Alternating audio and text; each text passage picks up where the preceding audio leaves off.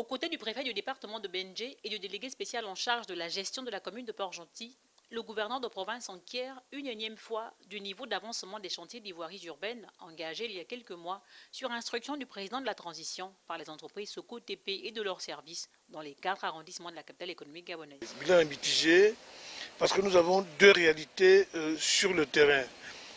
D'un côté, nous avons des travaux qui ont avancé de façon considérable, ce qui est une bonne chose. Mais de l'autre, également, nous avons des travaux qui ont commencé en mode accéléré et qui ont connu un ralentissement, voire un arrêt.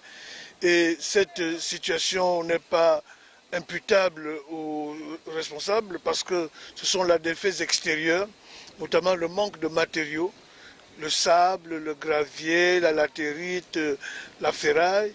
C'est aujourd'hui l'une de nos préoccupations majeures, les autorités, le délégué spécial, le préfet, pour voir comment on pourrait trouver des palliatifs. Il est indéniable, la difficulté d'approvisionnement en matériaux dans la cité pétrolière est une grosse épine sous le pied de nombreux opérateurs économiques. Mais chez Soko TP, il n'y a pas matière à s'inquiéter pour le moment.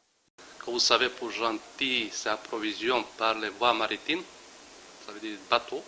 Pour le moment, on suit un peu l'approvisionnement, c'est vrai, il y a des fois on ralentit un petit peu, mais on n'a pas encore arrêté à cause des problèmes des matériaux. Donc ça veut dire qu'il y a des difficultés, il faut reconnaître. Mais on arrive un peu à régulariser au moins que les travaux ne s'arrêtent pas.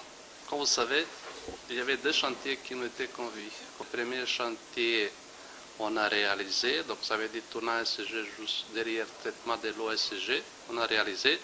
Ça reste juste poser les dallettes des caniveaux et les signalisations horizontales. Concernant le deuxième chantier, on a sur l'assainissement, on a fait les caniveaux en béton. Il faut dire, au regard de ce qui précède, qu'une flexibilité sur les délais contractuels est d'ores et déjà envisageable.